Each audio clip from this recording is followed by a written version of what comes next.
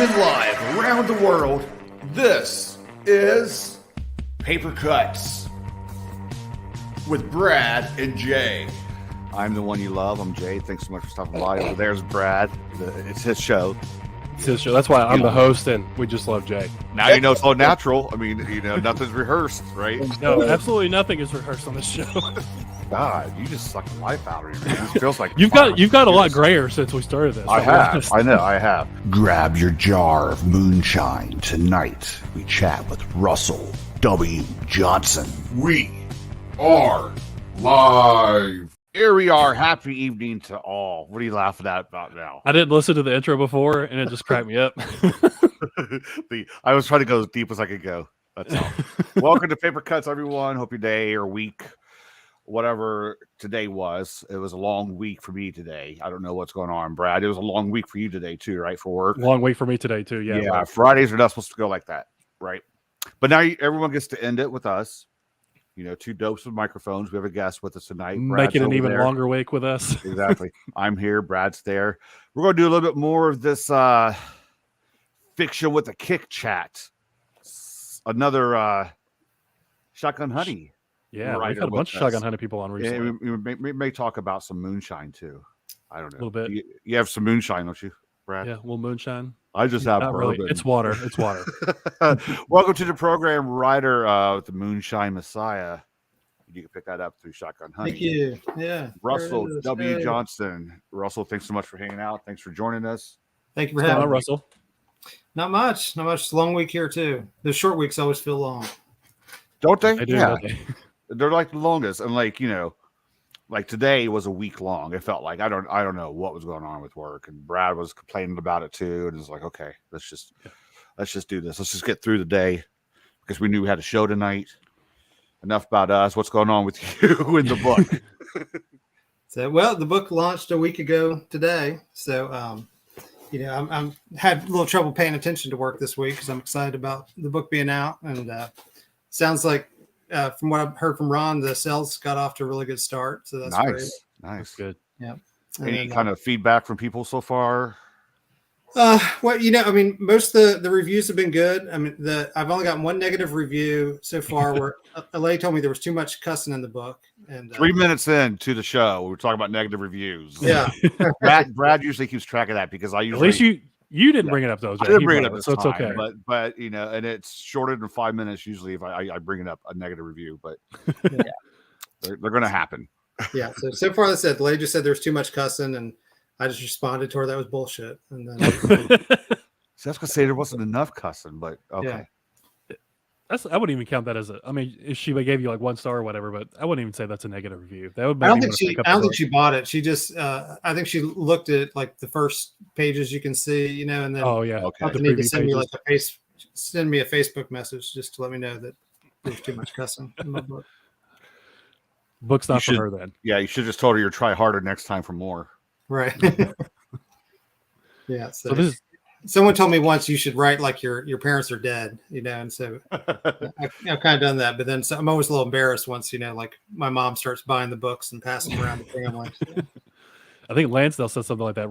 Right, like everyone's dead though. Well, just write for yourself. Yeah. Yeah. And if you're not offending people, you're doing it wrong, right? That's right. He says that too. Yeah. So you've already succeeded. You've already offended somebody. So you're a well-established author now, offending that lady. So let's get into it. Is this your first publication, or we just don't know about the other ones, or what's going on? This is my first novel. So I've been doing the short story thing for about a decade and trying to get books published. But this is the first one that has been published, and I'm hoping to have a follow-up sequel to it, maybe a third one. Oh, okay. You've been doing short stories, same kind of material, same kind of subjects, or? Yeah, so I've had probably about 5 or 6 short stories that have the same main character in it, Sheriff Mary Beth Kane. So they've been in like Thuglit, Rock and a Hard Place. Okay, great. Some of the crime, Tough Crime, some of those places. What's the short story you won the award for? So the very first short story I did, it was called Chung Ling Sue's Greatest Trick. And it was like, this like ruined me for writing for a long time. was just trying to figure out, how to be a writer. I tried a couple years to get a novel going, and nobody wanted to touch it. And an agent that I met with at one of those pitch conferences where he had no interest at all in talking to me, said, he was like, you really need to do short stories for a while. So it's like, okay, I'm going to try this. And so in North Carolina, they have the North Carolina Writers Network, where they've got like a critique service where you can send things in and get reviewed. Right. So I did that. And the lady is Ruth Moose, who's a local writing teacher. She sent me back this great feedback with a little note, said, you should submit this to Ellery Queen. I was like, well, what's Ellery Queen? I've been busy being a lawyer and not a writer for a while. So, I looked it up, and they had a Department First Stories. So I sent it in, and it got accepted. And I was like, well, great. That's like the most I ever got paid for a story, the first one I did. And then like a year later, out of the blue, I get an email from the editor telling me that I'd won the Edgar Awards Robert L. Fish Prize. And I'd never even heard of the Edgar Awards at that point, But, I got to go to New York and find out it's kind of like, the Oscars for crime writers. And nice. So, that's cool. Yeah. So I thought, at that point, I thought, man, this writing thing is easy, And then it was all downhill after that, right? That's right. It's been all downhill. So are you a full-time writer with a little bit of attorney lawyer stuff on the side? I would say I'm a full-time lawyer and a part-time writer on top of it. Okay. Yeah. I was trying to help you out there, but go ahead. So was that story, was that also a Mary Beth Kane story, or was it something completely different? No, it was totally different. Just a totally unrelated one. So is Mary Beth, is she a character that's, I guess, been reoccurring in your imagination, doing all these short stories about her, and now finally a novel? Yeah, so the first story I did with her was probably maybe the second or third one I got published in Thuglit, and it was called Her Brother's Keeper. And so this novel is sort of like an expansion of that story. Okay. And then over the years, when I was trying to get this novel published, and I've spent like 6 years going through 3 different agents with it, I would take little pieces of it every now and then and, turn into a short story. And so a lot of like little chapters or snippets here and there became short stories in other places. Okay.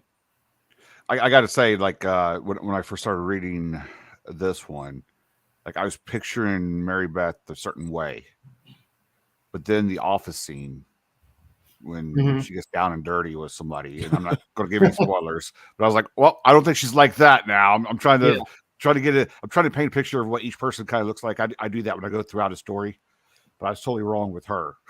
So I should have read other stuff that had her in it. I could have probably figured it out, but I think it may just be an example of bad writing, because my wife pictures her very differently than I do.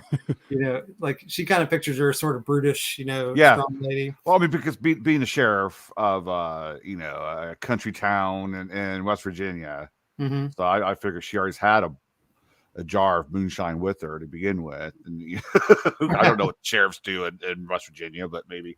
So, yeah, it was a little bit of a trickery there, for you. Yeah. So, see, I see her as someone who, she's tough, but she gets much farther with attitude than actual, physical strength.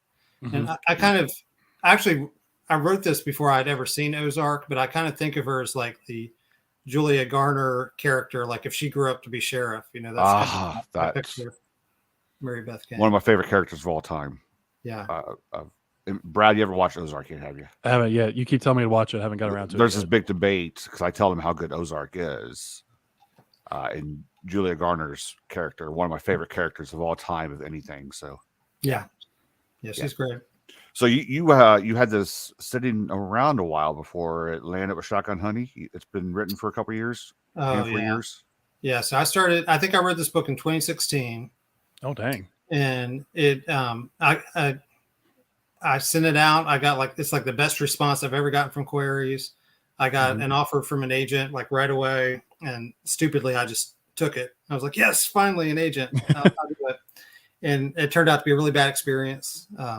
He spent about 2 years telling me he was sending it out, but would never really tell me where or show me, responses, and got to the point where I kind of suspected he wasn't really sending it out at all. Oh, wow. So by the time we finally parted ways, I thought the book was dead because I couldn't really tell any other agents who'd seen it, where it had gone, or anything like that. Yeah. And in the meantime, I'd already written a sequel to it because the agent was like, write a sequel, this is going to sell. And so I had 2 books. And so I tried kind of selling the second book as a standalone. Right. And in some ways, I think the second book is a better book, but it's clearly a second book in a series. It just doesn't really work real well as a standalone. But I was querying on that. And at the same time, I just tried sending out Moonshine on my own to places that will take things directly from authors. And I got a couple offers from some small presses.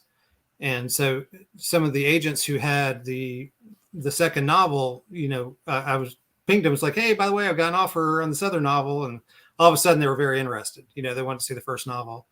And so I signed with another agent who convinced me not to go with any small presses, to rewrite it. And we'd send it out fresh to, change the title, send it out fresh to other places. So I spent like another year or so kind of revising. And the agent just seemed to like it less and less every single time, I sent it to her. And so just never sent it out. And so finally I was like, okay, well, maybe it's not good, but I'd at least like to send it out and try. So part ways with her, and then queried again and got a third agent who did fine. He spent about a year sending it out, got close, like second rounds with a couple places, but just didn't sell. And so I wanted to try again with some smaller presses, and he didn't think that was a good idea. So we parted ways again. And so I sent out again on my own and got a couple offers. And one was Shotgun Honey, which I had always admired.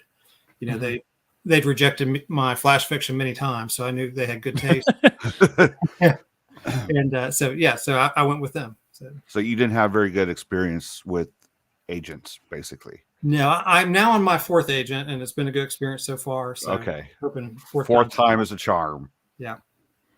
All those agents had stuff against small presses, it sounds like. Well, yeah, tell you not to use a small. I think they were wanting like big deal, sort of more money for them, right? Yeah. Well, most small presses, a lot of them don't do advances, or if they do, it's really small, and that's where they get most of their money. So. Right. So what's it been like working with Ron over at Shotgun Honey? Ron's the best. I've always, force. Yeah. Yeah. Ron, I believe, is a fellow WVU grad. I know he's in West Virginia. So, okay. So, he puts up with me. I think I'm one of his needier authors with a lot of requests and things, but, I think Ron's just the best cover designer out there, and web designer. His stuff just always looks slick, and I think he's got great taste. He's always picking quality stuff. And, I tell people I view Shotgun Honey as kind of like the best of AAA baseball. It's like, it's like you go see guys, like maybe none of them are household names yet, but like there's some people there that they're going to be big, and he's publishing a lot of people right now who I think several of them are going to be household names before too long. And all the quality of the product, not just the story themselves, but the books and the covers, everything looks great. Everything looks really professional that they put out. Yeah. Yeah. So I've been very pleased to go with them. And since it's a West Virginia themed book too, I think it's really special to have a West Virginia based publisher. Why did you go with a West Virginia themed book? Oh, so I'm originally from West Virginia. No, I was just leading into the question so we could talk about where he's from, Brad. No jokes yet. Okay. You save those. But now I'm originally from Cross Lanes, which is right outside of Charleston. And so it's known now for the casino there. It's very popular in the dog track. So I grew up there, and my parents are from coal country down in southern West Virginia. Okay. So I kind of grew up with coal, like the sort of like fanciful, mythologized view of these, utopian coal towns that my parents grew up in that basically don't really exist anymore. I mean, not the way that they remember them, because even when they were young, they kind of knew that their time was limited there, that the jobs were drying up, and just a lot of great storytellers in my family. And so I just grew up hearing great stories about things would happen there. And so it just has always kind of lived large in my imagination. So that's the setting for this book. Did you draw on from a lot of either life experience or people you know that are like that and incorporate them into certain characters in the book? Did you moonshine? That's what he wants to know. Did you moonshine? Is your family full of moonshiners? Yeah, so I'm not personally moonshine. I've got an uncle who lives down in Texas now, who's from West Virginia, who's quite prolific at moonshining. He makes some really, really great stuff. But I've definitely tasted my fair share. So, Do you have a favorite flavor? Or do you Yeah, just like the fuel. straight up, just normal just the white lightning, just the straight white up. lightning? Let's not mess around, you know. I did want to ask real quick. You said you wrote this book back in 2016. Did you did you edit much for the new version? Because I know in here at one point you mentioned like the Capitol riots. So that obviously happened way after 2016. So did you change much between then and now? Yeah, I mean, I had to update things a little bit. You know, because it deals with an anti-government militia, so you know, putting in some reference to QAnon and some of the modern militias was definitely some updating. I think one of the biggest things that frustrated me is some of the things that I felt were kind of prophetic in our like common knowledge. You know, like the guy who's the Moonshine Messiah, who's like this conspiracy guru. You know, he has this real like Luddite rant against like the future of AI and things like that. You know, that no one was talking about 2016, but now it's, you know, very much talked about. Everybody's conversation now. Yeah. AI taking over. Yeah. And, you know, what effect that's going to have on especially lower wage workers, but really all of us. Right. So you're kind of predicting the future like The Simpsons does. They always I was going to say. Yeah, that's right. So did you go play the lottery after that? You know, after you realized all your stuff was coming true from the book? Yeah, I should have. Yeah, I should have. So I know you're from West Virginia. Was there just because you were from there, you wanted to have the story set there, or is it another reason? You know, you're just familiar with it, or? Well, you know, I think my initial idea for the short story when I wrote it is I started with, you know, my favorite short story is Fire in the Hole by Elmore Leonard, which the Raylan Givens series Justified is based upon. And so I kind of started with that, thinking about like what would a female Raylan Givens be like? And then, you know, instead of putting her in Kentucky, I put her in West Virginia, you know, where I was more familiar with. So I kind of spun out of that. Yeah. And you got that blurb on the front. Go ahead, Jay. I was going to talk about the blurb. Go ahead. Okay, I was saying the blurb on the front from Craig Johnson likens it to Justified and Sons of Anarchy together. Yeah. So that's cool. Yeah, you're kind of inspired by Justified, and you know someone else is seeing that too. Yeah. So yeah, I don't think it's hard to see that that's a big influence on me. I mean, Elmore Leonard's probably my favorite writer, and so yeah, I was just going to say, like, when I started seeing about the bikers in West Virginia, I got a very Sons of Anarchy feel to it. And I haven't really watched the show to really know much what's going on, but that was the feel I got. You know, just these outback kind of this out of place kind of biker gang. You could tell they're out of place, you know, because they're not normally there. So the pacing, I really like the pacing of the book. It starts really fast. It stays fast. I was telling Brad behind the scenes, I was like, I'm exhausted. I mean, I so much happening, you know. You have a lot of people involved. You have a lot of things happening. Fights here, fights there, all this mystery. Like, wore me out to read it. I wanted more, but it wore me out. I was tired after reading it. Oh, thank you. Yeah, I'm kind of an ADD person, so I have a pretty quick trigger on books. You know, if it doesn't sort of keep my attention, I'm bad about not finishing. So I try to write something that would keep my attention.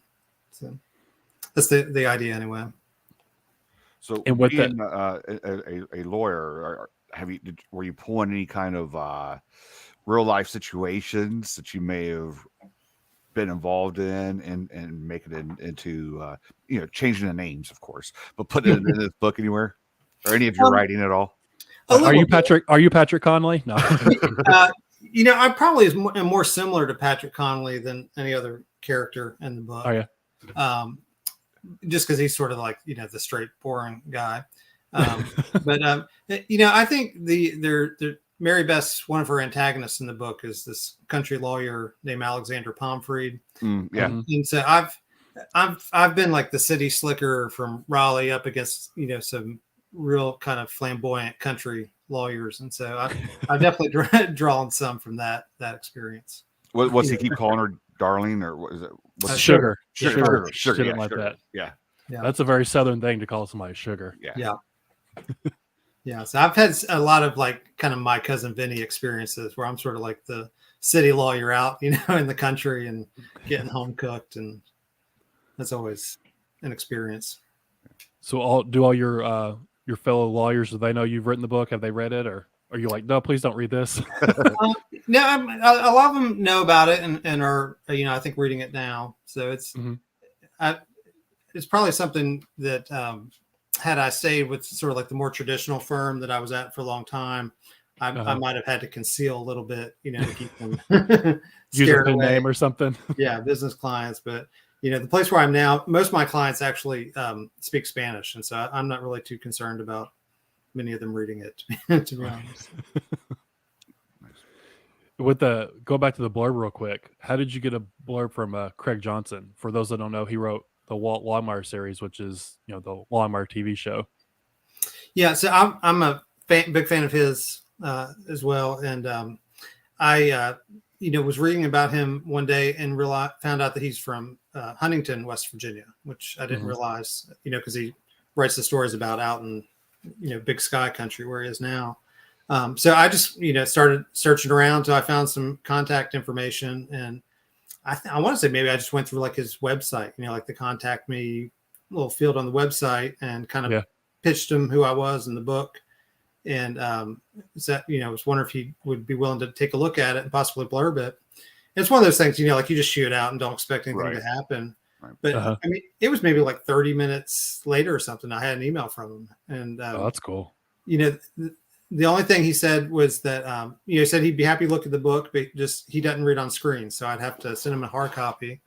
So, quickly print it out and FedEx it out to his ranch in Wyoming. And, didn't know if I'd ever hear from him again. But, sure enough, he came through with this. You just printed out like a Word document of it and sent it out to him? Yeah. Yeah. Big stack. ARCAD or anything. So. I tried to make it pretty. I like 3-hole punched it and put it in. Okay. Gotcha. That's cool that he was responsive like so quick like that too. Yeah.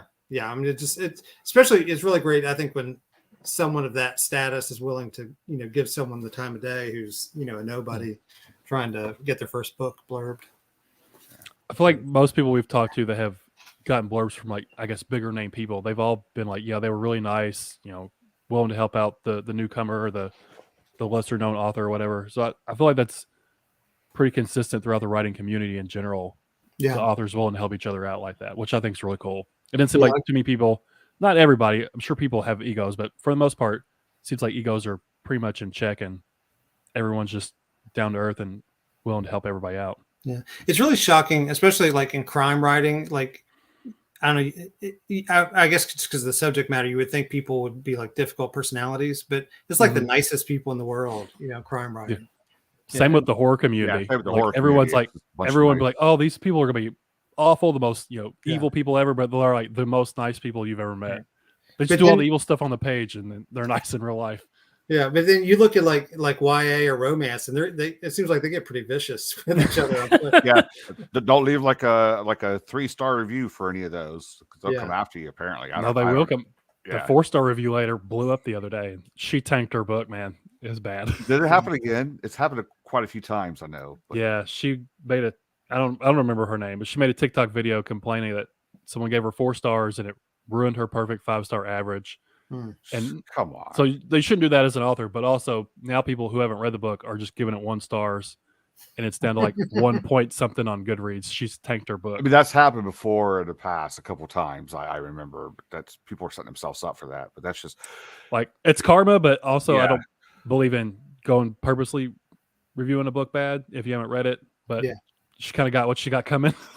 So you got your blurb. I mean, it seems like it was a timing thing. You got it back. You got a response back from him in like 30 minutes. So maybe he was just happened to be checking his emails at that time, and maybe he's in between projects. It's all about timing, So it works out for you. Yeah, absolutely. Yeah. It was a total stroke of luck, and then it's just like the perfect.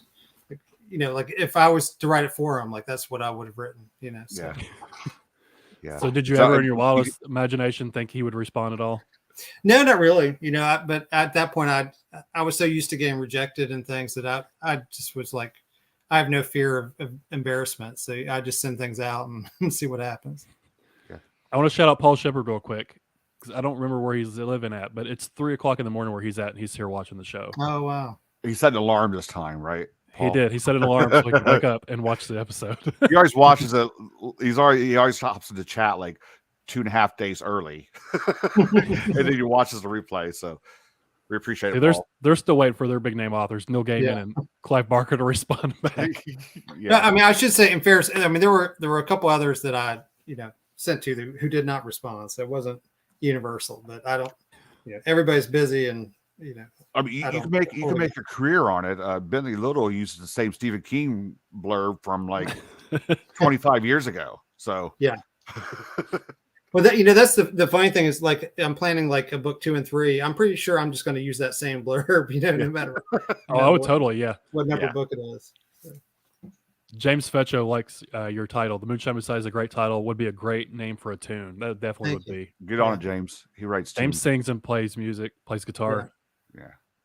I have to credit Eric Pruitt, author of Something Bad Wrong, for the title. It was originally titled The Mayberry Messiah, and he's the one who recommended the change to Moonshine. Yeah, I like Moonshine better. I think that's what got me kind of interested in the book. The title itself, like, oh, that sounds really cool. Check out that and see what that's about.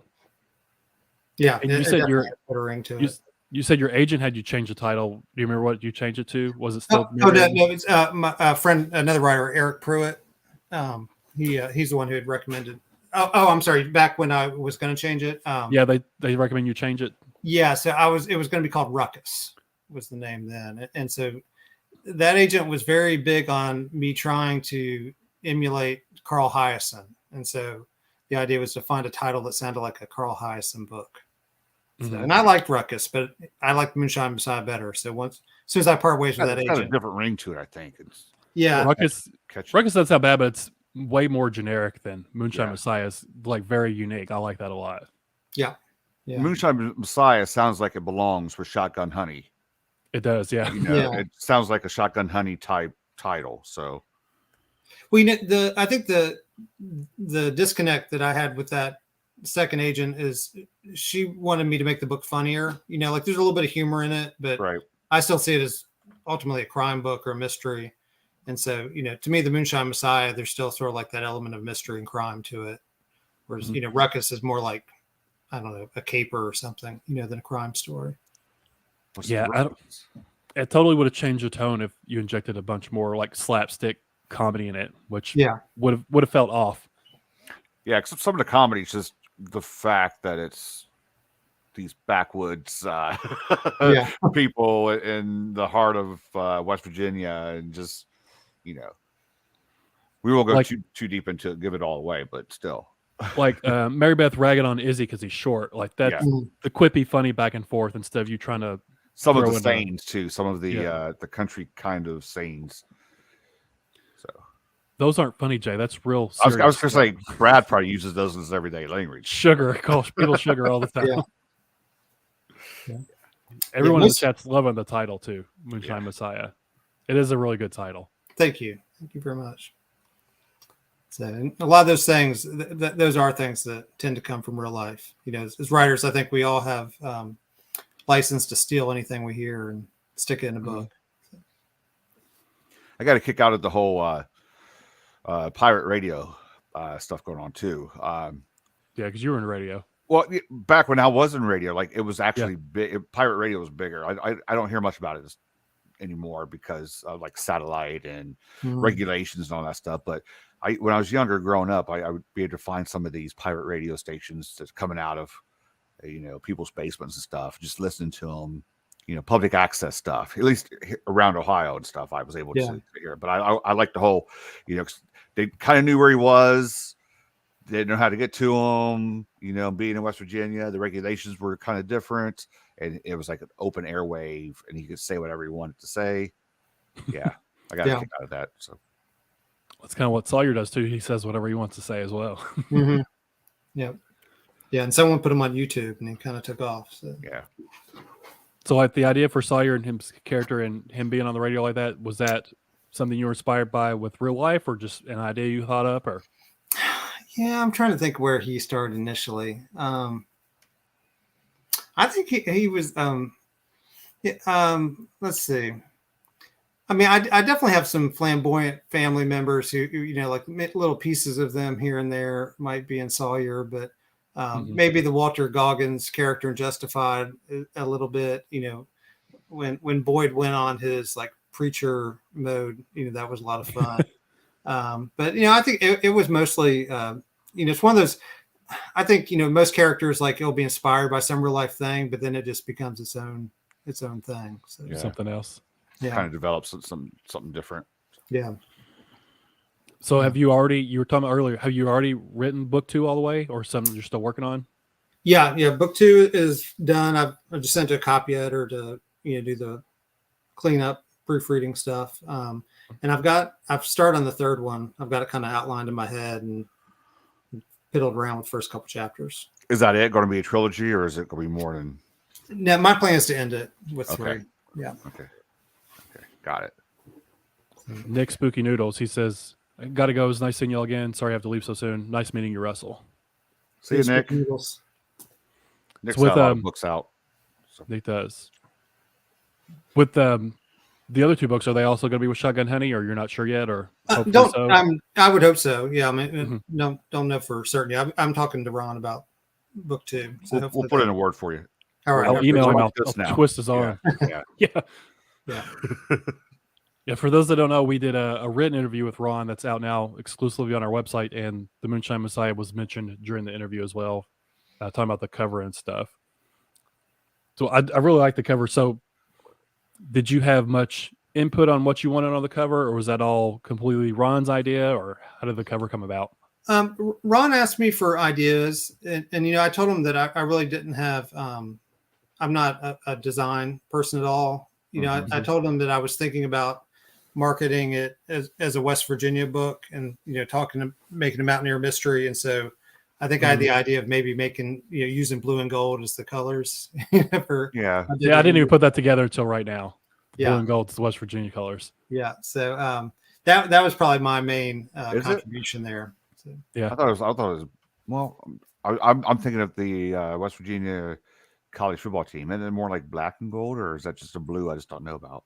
It's like dark blue, or I mean, their colors were based off Michigan. When Jay's favorite football team of all time. Yeah, so and I don't know when that started, but it's blue and gold are their official colors. No wonder I hate them too. Okay. Yeah. Well, let me tell you, as West Virginia fans, we really hate Michigan because they love to steal our coaches. They took John Beeline, they took Rich Rodriguez. Yeah, the good thing is, I mean, Ohio would, if you look at a map, Ohio would slide into West Virginia if it wasn't for the fact that Michigan sucks. So let's go on. Let's carry on. So yeah. James Fetcho wants to see the cover. Do you have a copy of the book to hold up? Yeah, there we go. See right over here. Jar on there. Yeah, I like it a lot. It's simple in a good way. It's very clean looking too. And I love the mason jar on there. Yeah, and I love the whole Pulp Fiction kind of era books. And I think a lot of the stuff Ron does has that kind of vibe to it, which is really cool. It is. Holly says it's an amazing cover. It is. It's one of my favorite covers I've seen Ron put out, and he puts out pretty good work too. Yeah, absolutely. So did you tell him you wanted busy with these covers? He's been nailing these covers all over. He has. Did you want the mason jar specifically on there, or was that Ron's idea? I think we may have gone back and forth on that a little bit. But I just had some conceptual ideas, but no real visual stuff. That was all completely Ron. And his first pitch, I was like, I love it. I had no suggested changes at all. So. But it's fitting. I mean, because we were talking off the air, Brad and I. There's was it Travel Channel or Discovery Channel? I don't know. Yeah. There used to be some reality show. Yeah, some reality shows that they would follow moonshiners throughout the mountains and stuff. I don't know if you remember those, but I mean, they're telling you right there how to make moonshine and everything. So of course you got to have the mason jar that just goes hand in hand with the title and everything. So So do you know any? You said you weren't a moonshiner, but have you ever attempted to do it or ever wanted to do it? blow up a mountainside, or Yeah, a lawyer to be incriminating. That's right. Yeah, allegedly. No, I've never attempted to do it, but yeah, I did used to enjoy it. I'm a retired drinker now, so I don't partake anymore. I'm a drinker emeritus, I like to say. So. Is moonshine a big thing in West Virginia? I mean, it's like anywhere else, beer, spirits, whatever, the mass market stuff is bigger than that. But yeah, there's certainly, a lot of people break out their family moonshine. I'm sure it's bigger there in Virginia and other places in Appalachia than the rest of the world. So my parents used to live in Smith Mountain Lake, Virginia, in Franklin County, which was known as like the wettest county in America. It was like moonshine capital of the world. So. James, are you a Steelers fan? James wants to know if you're a Steelers fan. I am a Steelers fan. Yeah. So, we always say Pittsburgh is the biggest city in West Virginia. They just don't know it. So. So do you want to give people a little taste of the book, do a little reading? Yeah. You want to do reading first? Or you want to do a game? Break it. You want to do reading first? We could probably do reading.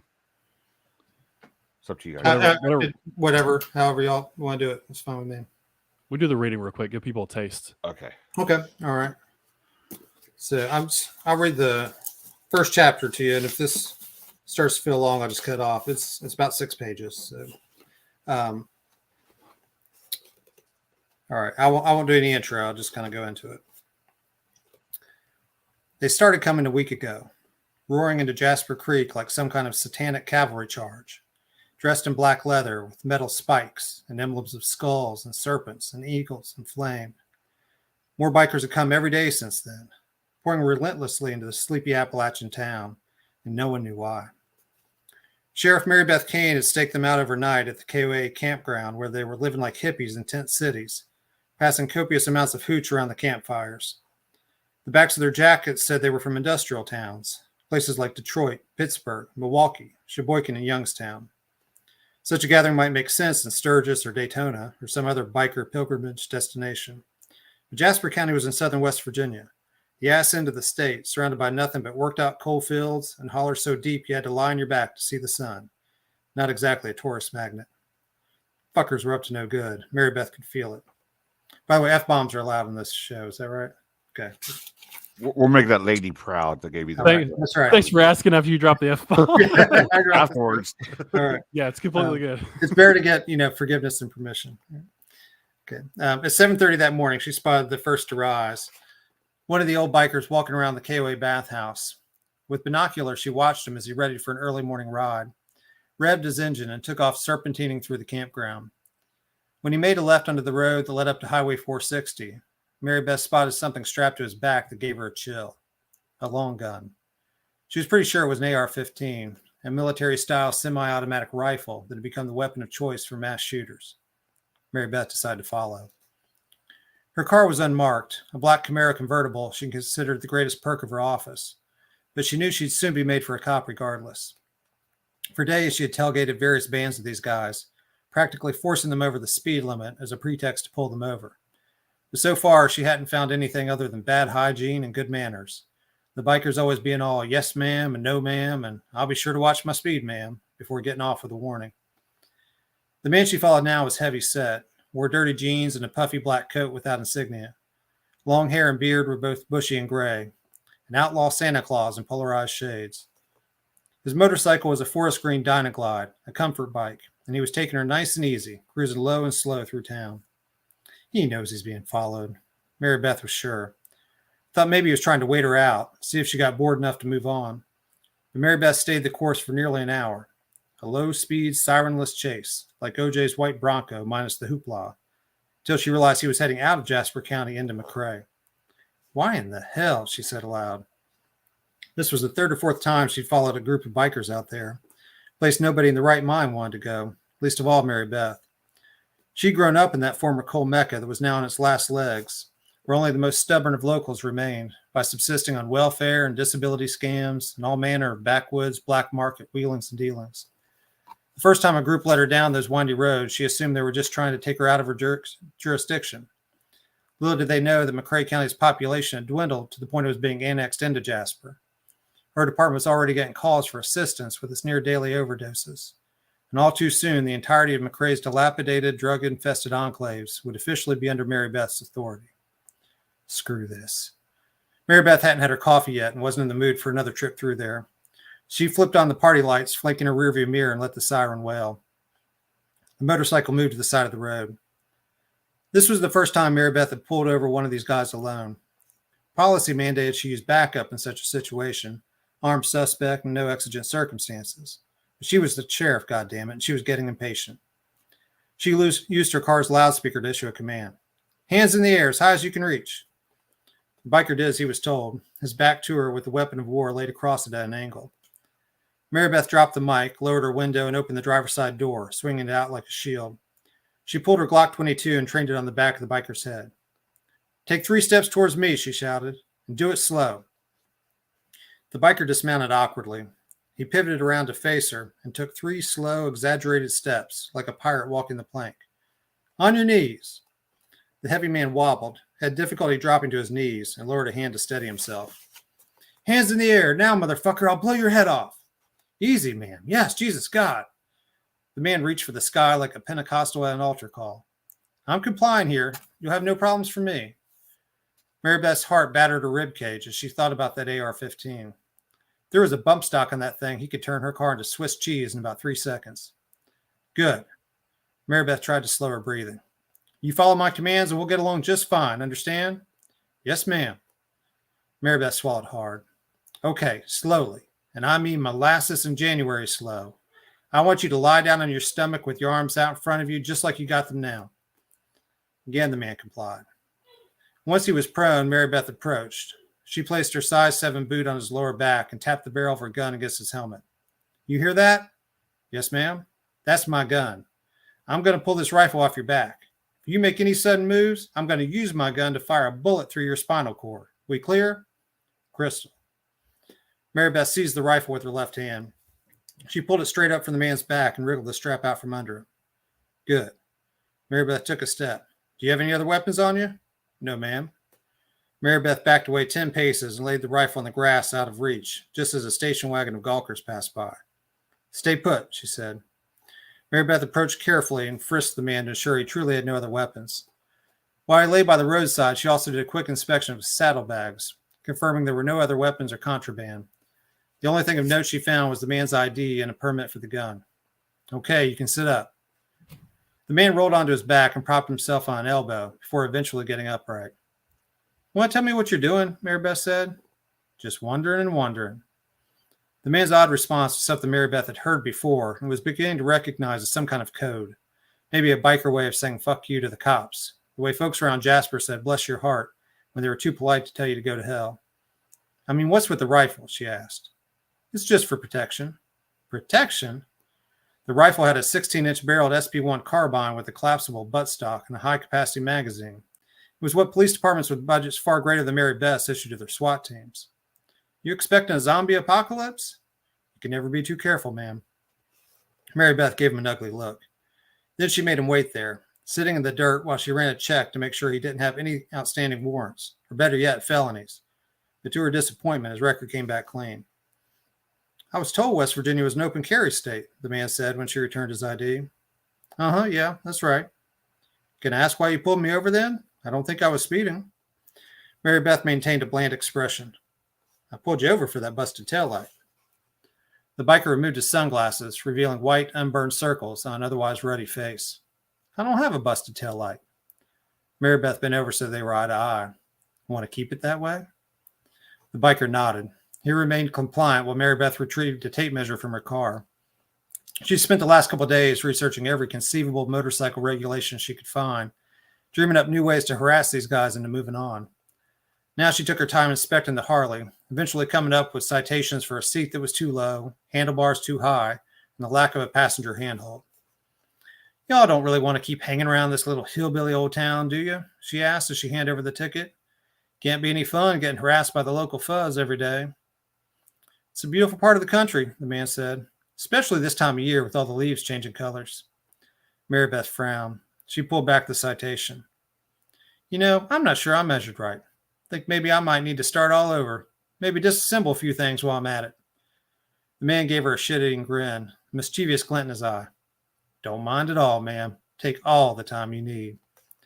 That's when Mary Beth finally got it.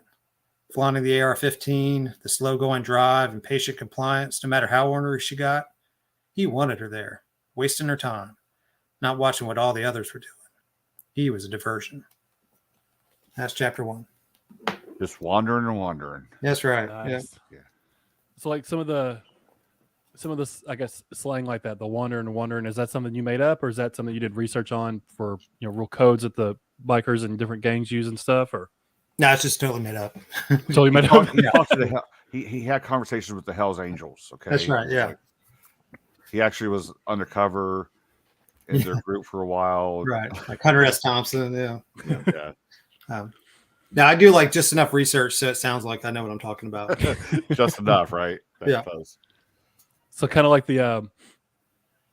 the hillbilly, like mob families and stuff, the crime syndicates. Is that something you were interested in before, or something you kind of found along the way doing work for the book? Or Yeah, I would say with most things, I just like I'll have an idea and I'll do just enough research that I can like put a little bit of authenticity to it. But yeah, I think maybe it was Stephen King in one of his books of writing. It was like, don't let the research get in the way of the story.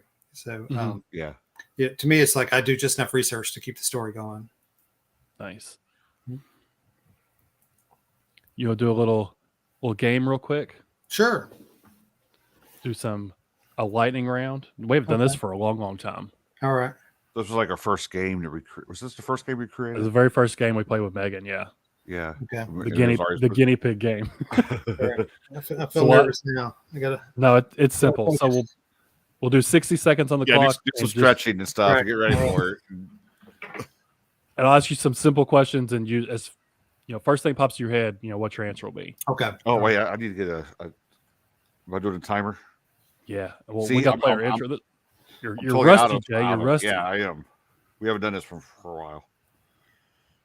Play some lightning round. Okay. I don't know why that cracks me up every Nice time. graphic, yeah. That's where all our budget for the show goes to. We can't afford the paid StreamYard to take that stupid duck logo off the corner, but we can.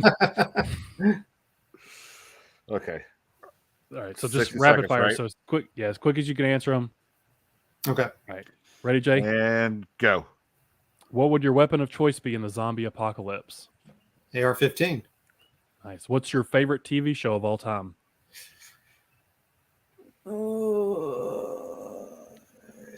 Lost. Awesome. What's the worst food you've ever eaten? Beats. Beans. Your favorite holiday? St. Patty's Day. Okay. A celebrity crush? So, Salma Hayek. Okay. Favorite band? Band. Jack Johnson. Dream vacation spot? Hawaii. If you could have one 15 superpower, what seconds. would it be? To fly. Flying. Favorite food? Food. Chili. You have to pick one: the Pittsburgh 5 Steelers or the West Virginia Mountaineers. West Virginia Football Mountaineers. No And that's question. 60. Cats or dogs? You like cats Dogs. or dogs better? Dogs. Dog guy. There you go, Jay. Y'all are best friends now. He hates Michigan. You hate Michigan. He That's likes right. dogs. You like dogs. Is that tough to pick? The Mountaineers over Pittsburgh or not? No, that's very easy. Yeah. In fact, once I got married, I had to kind of pick between college football and NFL because for some reason my wife didn't think it was acceptable to spend all weekend just watching football, and so I made a clear choice for college football. 20 years ago. Yeah, I don't get Monday away night with it very football, often. Thursday Yeah. night football, Saturday football, Sunday football. I mean, here in Columbus, the Buckeyes, obviously. So I don't get to watch as much Sunday NFL football because Saturdays are taken up, obviously. Yeah. So, I guess I got lucky. I get to watch UK football and then I watch Bengals on the Sundays. I lucked out. I pretty much just kind of picked the NFL up in the playoffs. kind of just loosely keep up with it during the year these days. Yeah. With the book, did you start out to have it be a trilogy? Was that the idea from the beginning, or did it just you finish this was like, okay, I think I can take this further and start diving into book 2? So yeah, when I read the first book, I didn't have a plan to make it a series. I think I left the ending ambiguous enough that maybe you could if you wanted to, but I wanted it to be just sort of its own thing. And that the first agent I had was like, you should make it a series, go and write book 2. And so, I already kind of had that. And then I really wasn't sure what I was going to do with it for years, for a while, even if the first 2 books got published. I toyed around with the idea of trying to make it like a Harry Bosch kind of series that just goes on and on forever or something. But just pretty recently, I think I finally came up with what I thought the third book should be. And it seemed like kind of the perfect ending to me. So, I think 3 is where it would stop. So do you have the ending already in mind of how you want it to end? Yeah, I have to know the ending before I start writing. Yeah, okay. I'm not the whole series. You have the ending for the whole series done. Now I do. Yeah, but like when I start a book, like I'm not an outliner, but I kind of know like a few milestones. Like I always know the ending. I usually know like what the twist is going to be there in the middle. I don't always know the beginning, but I usually kind of know the beginning, and that's about it. And then I just like how I get from like point A to B to C. I sort of figure out as I go. So do you ever write out of order then, or do you still just? I have to write in order. Yeah, okay. I start in chapter 1, and I'm like, I use kind of like I've heard Michael Connolly call it the battering ram method. Where like you write whatever, and then the next day you go back and you read what you wrote the day before and rewrite, and that kind of gets you some momentum. Keep going into the next chapter. Yeah. So do you take the same approach with short stories? Do you know the ending of those as well, or is it a completely different approach for your short stories? That's a good question. I think short stories, short stories are like a lot of times it's just a scene or it's just a mood. Or I have a hard time with short stories. It's amazing to me that I've had success with them because I just feel like I think in very complicated plots that don't really translate well to short stories. So I always have a tough time paring those down. Why? Just because you have less time to get to the point, or? Well, because I think you can only accomplish so much in a short story. You can only have so many characters. You can only have so many little plot points and things. And so it's just it's kind of tough for me. Like I'm not a literary fiction person at all. Like that makes no sense to me. I don't. So like the people can write something where it's just like a mood or a scene. Like I just don't get that. And so I tend to think in like more epic sort of plot twisty kind of scenarios, and that's just hard to do in short stories. Yeah, because short stories can be very limiting. You have 5,000 word count or whatever, and it has to match this certain theme for this certain book. So I can see where it would be almost kind of stifling in a way to a person's creativity. Yeah. As opposed to a novel, you can do whatever you want to with it. Yeah. You got to know when to start wrapping things up. Yeah. Like, oh shoot, this was a short story, but I'm 75 pages into it, so there was that whole issue. Yeah. Yeah, we joke. There's a guy in my writers group, Grant Heatherton, he's been writing. It was a short story, and then it was going to be a novella. Like it just keeps expanding and expanding. Kept evolving. It's going to be like Game of Thrones by the time he's done. Yeah. So you got into a writing group. So when did writing become a thing for you? Before your day job, being an attorney, or like during it, or? So I always knew I wanted to be a writer. I was an English major at WVU, and I minored in creative writing. But I also knew that I didn't want to be a starving writer. And so I did law school instead of like the MFA. And I really got into being a lawyer. I mean, I was very, very focused on it and kind of obsessed with it for a long time. But it was such a stressful life, especially the kind of lawyer I was before, that at one point I just sort of needed that escapism, of the writing. Right. And it was something, like I told myself, by the time I'm 30, I'll have a published book. And at like 33, I still hadn't even like put a word down. And then, when my wife and I found out that she was pregnant with our second child, I just told myself, I was like, if I don't write a book before this baby's born, life is just going to get in the way, and I'm just not going to happen, Yeah. And so I didn't want to be one of those people who's like, I'll do it when I retire, and then like, Yeah. You start and realize, oh wait, it takes like 20 years to get good at this, But, Yeah. So when we found out that my wife was pregnant for the second time, I just got out my calendar and counted out 100 days. And it's like, I'm gonna get up 4:30 every morning and write 1,000 words. And I did it, and at the end of that, I had a novel, which was terrible. It was like the worst thing ever, But I caught the bug, like I was hooked at that point. Uh-huh. So, and I knew I could do it. It wasn't like a pipe dream, anymore. It seemed like something that I could actually do. And so I've been at it for like 13 years now doing that. Nice. Yeah, but that first novel that just was bad. That was kind of like breaking the seal for you. I was just kind of like, getting that out of the way, and it was just all uphill from there, Yeah. So. But and I'd read somewhere that like you have to kind of write 3 books to figure out how to do it. So I pretty much wrote the same book like 3 times, still trying to get that one done until I finally gave up on it. And that's when I wrote Moonshine Messiah was the next one. And I've written several others, since then. Yeah. So that first book, have you gone back and cannibalized anything from it and picked it apart to add to other things, or? I tried. So the first one was like a religious / legal thriller. I was trying to do like a John Grisham, Dan Brown mashup sort of thing. I tried to write another book that used a lot of the religious kind of research that I had done in that one. And it was another legal thriller, totally different plot. It was based on the Shroud of Turin. It was called The Shroud. And it's one like all of my writers' friends thought like it was the best of my stuff they'd seen, but I could get like 0 interest from agents. Everyone's like, religious thrillers just can't sell. Yeah. And it's funny, like one of the agents I had that I parted ways with told me that like wouldn't even look at it as like religious thrillers can't sell. And then I just noticed like 6 months ago, like she sold a religious thriller. So You got to question like who are they working for at the time, So it's just So would them also want you to write a sequel? Do series, I guess, sell better than just standalones? I mean, I've heard that once you have a series, like you sell more copies of that first book once you got the second book out. And so I think it probably does help some. But I mean, I think for most everyone who's not, Stephen King or John Grisham, book sales are tough, right? So there's a lot of competition out there. James Patterson's got so many ideas. He doesn't even write his own books anymore. I was gonna say, I mean, they're just selling them based on the name itself. So yeah, it's got his name on there, and it's got the real author's name at the bottom of it.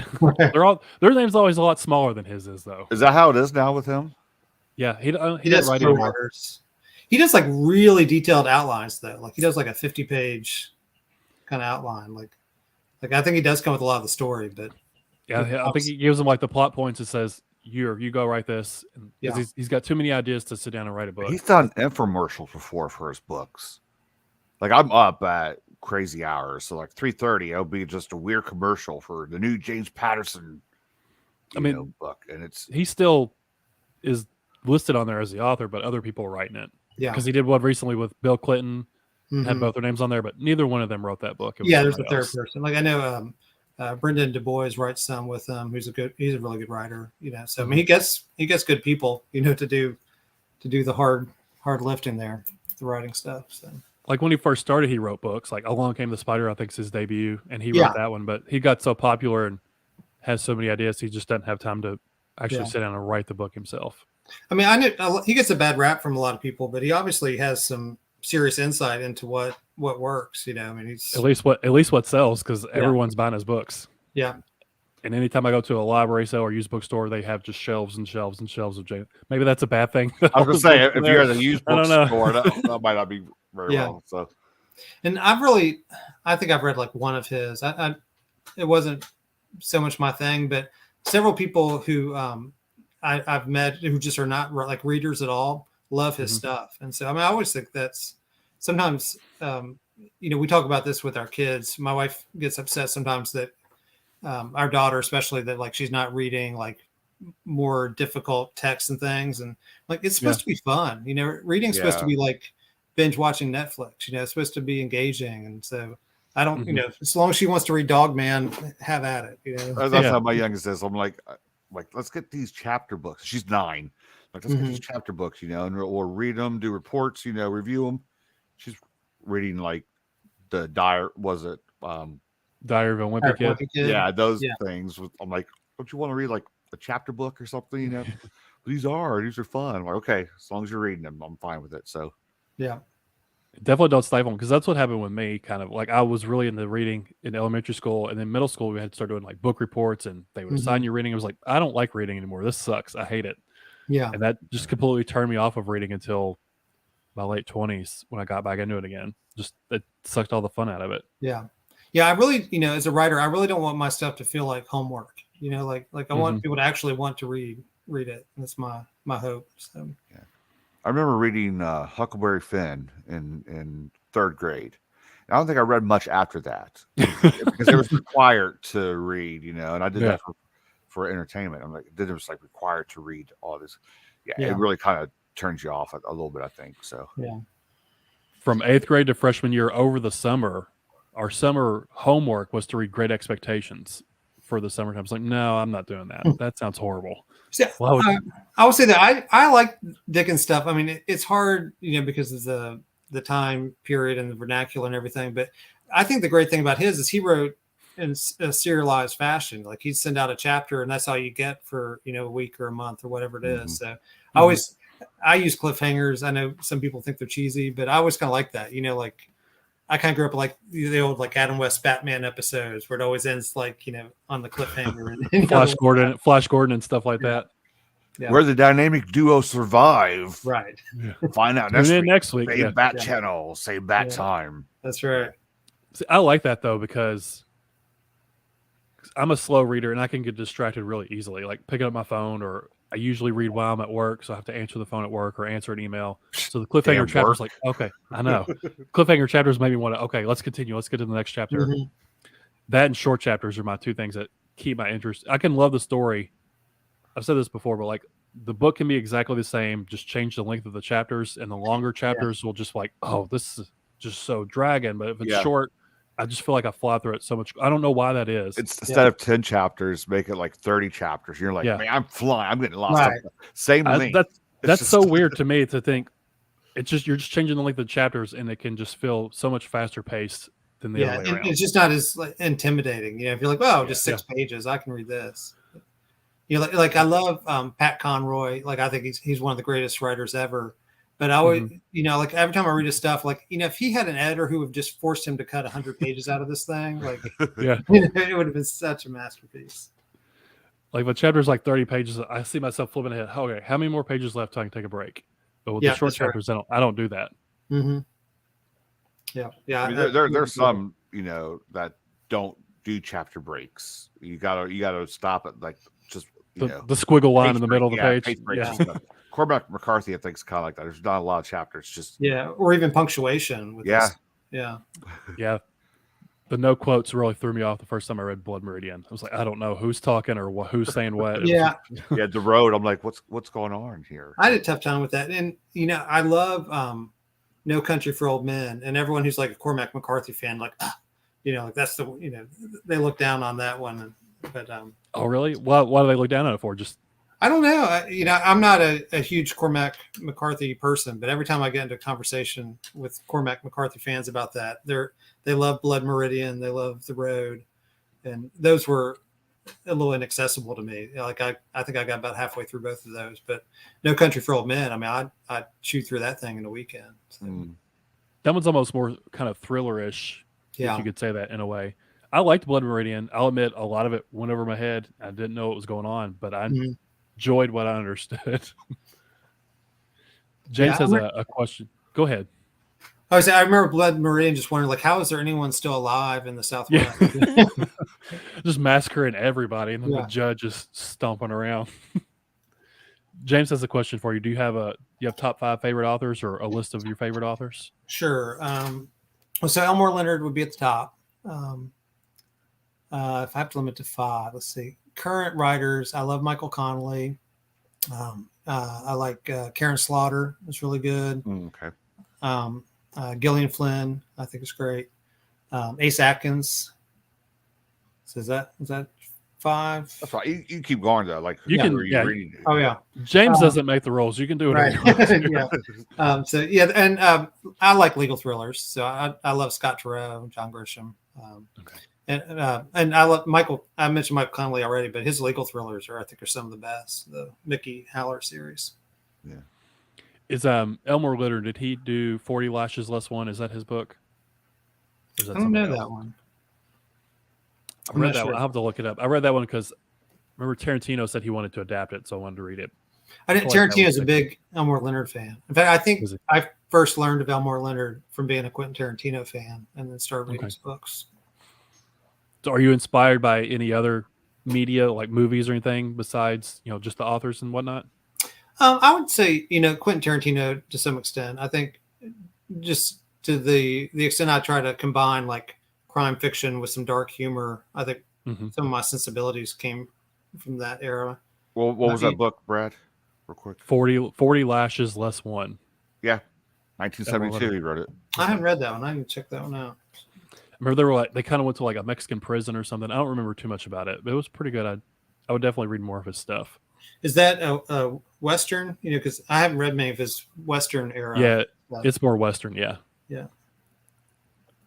Other than like 3:10 to Yuma. Oh, did he write that one?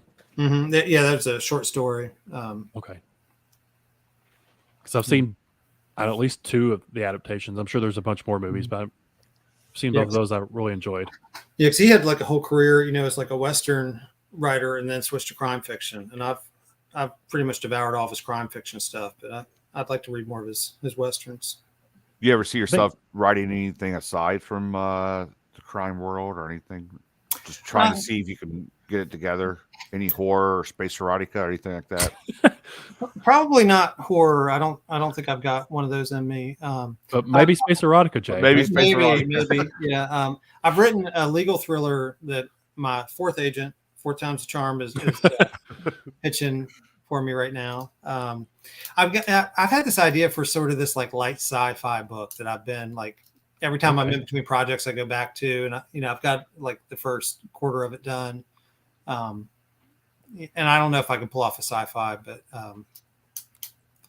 that's probably the biggest I would try to venture out. I think into other Anybody could do sci-fi. Just Jay doesn't like sci-fi stuff. Those things get released 1,000 different ones a week. Anybody could do those. Yeah. Hush, Jay, hush. So with your legal thriller, did you find that easier to write or harder to write since you work in the legal field?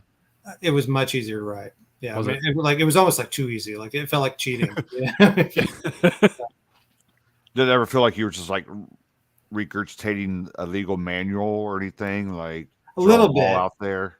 Yeah, that's one of the things with editing. I have to go and like cut down some of the legal explanations, some of the jargon and stuff. Yeah, because I think part of it, for whatever reason, people do like to read about work. Like they like to learn about people's jobs, and so I made it like a little bit of a procedural, so you get like a little bit like the inside stuff, but right. You can't bore people to death either. So yeah, I've got to kind of cut down on some of those things.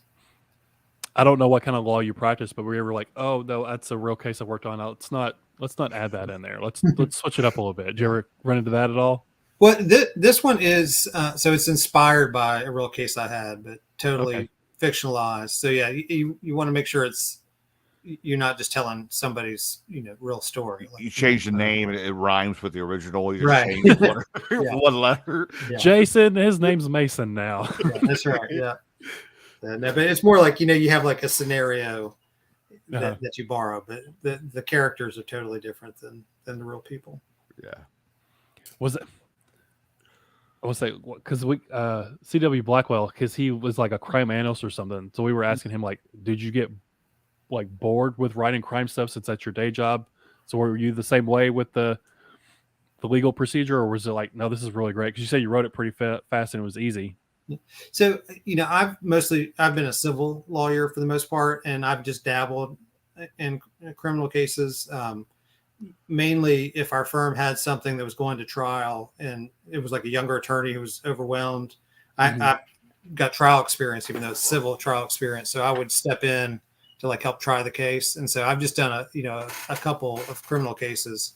So it's been fun, because I've been writing about the criminal stuff, which is not, really a world that I've lived in much. And when I have been there, I've been sort of like the fish out of water. So I think I can sort of like tell like the newbie experience, being thrown into this world. So was it like rehashing your day job on the paper again? Something refreshing and different. Yeah, some of it definitely is. And, there's always sort of like that therapeutic thing of like, you take this scenario that was very scary in real life or frustrating in real life, and all of a sudden you're in control of it as the writer and can make it. I would just change it. Yeah, totally change it. I would if I'm in control of it, if I was a lawyer and I'm writing about legal stuff, I would just make something totally off the wall. Start off with that legal part of it to rope in the reader, and then just go out to left field somewhere. Just make it really weird and crazy. It'd be like freedom. Yeah. So, yeah, in the written world, you can always come up with that perfect witty retort, that you couldn't think of in the moment. Yeah. It was like the show, and the show's over. Like, man, I wish I would have asked this. I wish I would have said that. And I can't go back and do it over. So in the book world, you can make them say the perfect thing at the perfect time. Yeah, and one of the biggest stresses for me as a trial lawyer, it's always been like, is the witness going to show up? Like getting the person there on time, and like all these things that you don't have to worry about at all when you're just writing. The courtroom scene. Everybody, timing works out just perfectly. James asked a question a bit ago. Do you have a favorite Quentin Tarantino scene from a movie? All right, let me. That's a loaded question. Yeah, that is a loaded question. Gracious. Yeah. I mean, obviously, the first ones I think about are like the ear scene and I was going to say dogs. I was thinking the exact same one. Yeah. Ear scene. That's certainly the one that pops up, or like the needle in Pulp Fiction. Yeah. But I would say actually my favorite is just the back and forth between Samuel Jackson and John Travolta's characters. I love just like just riding in the car talking. Yeah. Absolutely. Accidentally blow someone's brains out. That movie turns 30 next year, by the way. Wow. Does it? Yeah. I like the bad motherfucker wallet scene at the end. Yeah, absolutely. Yeah. Yeah. Are you more, when you're writing, are you more wrapped up into your characters, or you're more wrapped up into the actual plot, what's happening? I think I'm a plot first writer. Like I think I come up with the scenario, and then I think about what kind of characters would work well with the theme or the plot. So I hope that I have good characters, but I'm definitely plot is the thing that I think of first. Mm-hmm. James's is the basement scene in Inglourious Bastards. That's a good scene. One. It's a very tense scene. Yeah, I love the speech when Brad Pitt's character first shows up. Lieutenant Aldo Raines. Yeah, I speak Italian. Yeah. I just watched. We just watched Pulp Fiction the other day, last week sometime. I'd seen it 100 times, but it was on like Prime or something. My wife never seen it. She watched it with me, and she's like, at the end of it, I don't understand what happened in this movie. I don't know what it's about. And I'm like, you got to understand what it was. Trying to explain it to her. It's pretty weird trying to explain it to her. But she's also like 4.5, 5 years younger than me, so she didn't watch it when it first came out. Yeah. And all the reasoning why things were happening in it. So it's like, if you don't get it, you're not going to get it. Don't worry about it. Not to derail too much, but real quick, my friend saw it when it came out in theaters, and when they did the needle scene in the chest, it made him pass out in the movie theater. Really? Yeah, he just passed out, went limp. Yeah. So I remember seeing a big needle. Yeah. Yeah. I remember seeing Kill Bill 2 in the theater, where she's buried alive, like and the screen goes totally dark, it's like the whole like theater's just holding their breath, Yeah. You really feel like you're underground. I got to rewatch those now. Maybe I will do that this weekend. Yeah, it's ones I keep. I'm waiting for my son to be old enough to show those too, but he's not quite there yet. Yeah. I think when my son's old enough, he'll enjoy those. All the blood and all the over the top crazy blood and ninja fights. I did let him watch Inglourious Bastards because he's really into like World War II stuff, and okay, I think it's one of the tamer Tarantino ones in some ways. So. Did he like that one? Because that can be slow at times. Did he stick with it all the way through? Yeah. No, he loved it. He thought it was funny. Good. The only one I haven't watched yet. What's one of the westerns? The Hateful Eight. Yeah, that one. I haven't had a chance to watch that one yet. Yeah, that wasn't one of my favorites. No. I liked it. They were all in the cabin the whole time. It's good. It's a very good dialogue piece from him. Not a bunch of action and stuff. Yeah, and it's sort of like one of those like old kind of mysteries too. Like it's everybody's trapped in one room. Yeah, like who's the murderer in the room or whatever it is. Yeah. Yeah, definitely. Yeah. So with this being your debut novel, when that comes out, is the feeling any different than getting like a short story accepted or anything like that? Is it completely different? Does it feel kind of the same? I think it feels different. Being able to hold the book in your hand is a special thing. And, right. Obviously I've had short stories published and stuff where you have a book, but it's not just you, right? So yeah. I never did like book launch or events and things like that for short stories. So it's definitely a different thing for me. I know there used to be an era where short stories were popular and sold, but to me, I view short stories mostly as like a training ground, trying to learn your craft for novel writing. Mm-hmm. That's how I've tried to use it anyway. Aside from that negative review, are you kind of watching the reviews, following them to get wrapped up into those, or does it really not matter? much? Yeah, I mean, that's something years ago I would have obsessed over, but now I just kind of, I'll glance just to see more if like I'm getting reviews and, I'll I mean, a review you should be meaning somebody read it. Right, exactly. Except for that one negative one, she read the first chapter or whatever, but yeah. Right. I'm still like, I'm very much tickled just to see that there's like people reading it who I don't know, who are like relatives or friends. And so I mean, that's amazing to me. So that's just exciting. If I just see a name pop up I don't recognize doing a review, that's really exciting. Because you could buy a bunch, and now your family knows what they're getting for Christmas. Right. Just sign each one. Here you go, guys. Yeah. That's right. Yeah, but 10 years later, still be getting books for Christmas. Moonshine Messiah again. They just put it in their stack. Yeah, that's right. Speaking of which, you're watching people read it and stuff. As we start to wind down a little bit, social media, do you use it much? Is that how you watch to see if people are reading it, talking about it? Do you even care about social media? What's the deal? So I'm on Facebook, and so Russell W. Johnson is my author account, and I've got a personal one. And I'm on Twitter at RWJESQ, which is a joke. When I became a lawyer, I tried to tell my wife she had to call me Esquire, and she's never done that. So that's basically it. I've got an Instagram account, but I don't understand Instagram. I don't check it. We're in the same boat here because Brad had to set all that stuff up for me, and I'm still messing things up. You're like the old dad that doesn't understand anything. The kid's doing everything for you. I know. My 14-year-old somehow how to do things. Yeah, like somehow I post things on Facebook and they end up on Instagram somehow. That started recently, and I keep saying no because I don't use my Facebook account at all. Okay. And I'm like, it's two different people. I don't want my stuff on Instagram to be on Facebook. I'll get my daughter to show me how to do it. She's 14. Yeah. She'll show me. Yeah. My kids are all about TikTok, and I watch their videos, and I know there's people who do like book stuff on TikTok. I don't understand that world. I've done some book stuff on TikTok. But I normally just watch it just to see people fall, get kicked in the balls and stuff like that on TikTok. It's like a rabbit hole. You really go down a rabbit hole in TikTok. So yeah, I mostly watch for like whatever trendy dance thing is happening, that my daughter's doing. Yeah. So do you try to use social media to promote your stuff? Do you feel? I know we've talked to a lot of authors that like they feel awkward promoting their stuff. So I'm using Facebook. I mean, I'll post stuff on Twitter every now and then, but it's like I'm not by any means popular or anything on Twitter. On Facebook, I'm trying to use that somewhat for outreach, but I'm very much just kind of experimenting. Don't know what I'm doing with it. Yeah. Have you gotten good response at all through the social media? People replying back or commenting?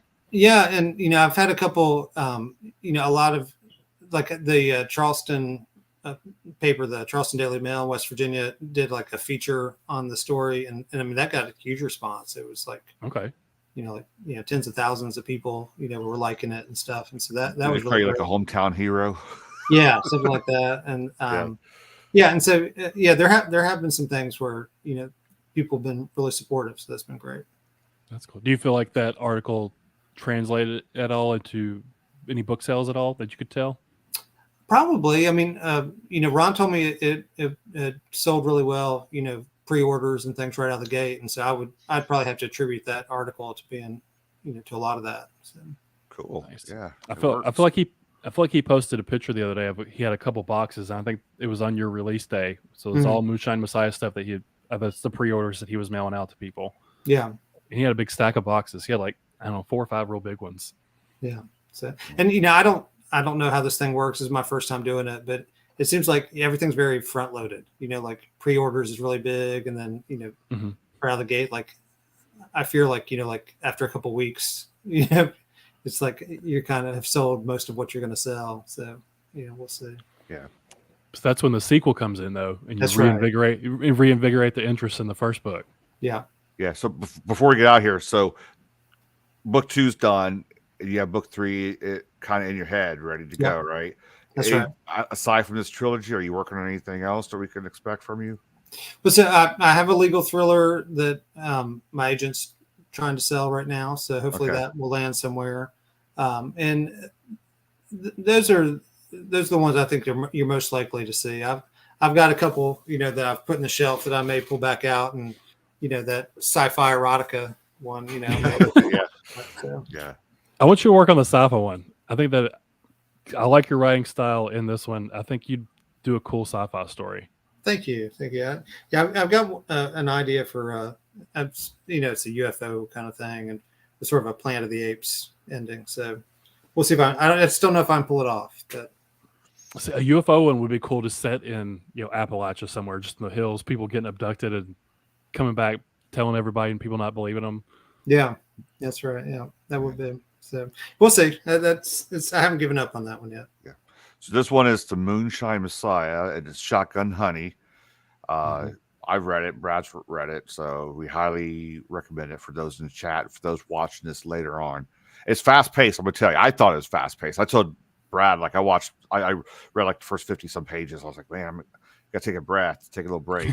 I think it's pretty fast paced. I enjoy it because it's just moving along quick. A lot of stuff's happening.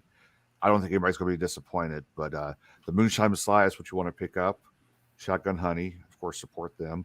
Russell, James thanks so much for getting his copy on Kindle tonight. He's getting it right now. Right. Great. Thank you all. Russell, thanks so much for agreeing to hang out with 2 bozos here with microphones and take our questions like this. We appreciate it. Thank you so much for having me. I really enjoyed it. Yes. Brad, you have something else you want to get before we get out of here? I was just going to say, like the blurb says on the front, if you're a fan of the shows Justified and Sons of Anarchy, then you should definitely check this one out. I think it'll catch your interest. I really enjoyed it. Yeah. And Moonshine Messiah. Yeah. What was that, Jay? The Moonshine what? Messiah. Okay. It sounded like you said it weird. I'll let it slide. Do I have Berber mouth? Are you slurring already? Yeah, right. All right. There you have it, ladies and gentlemen. Thanks so much for joining us. We appreciate everyone in the chat. I think there was an issue with the chat tonight. Mine kept dying on my phone. I don't know about you, Brad, but it's all good. It's all good. It's fine. Yeah. Russell, thanks so much. Till we meet again, everyone.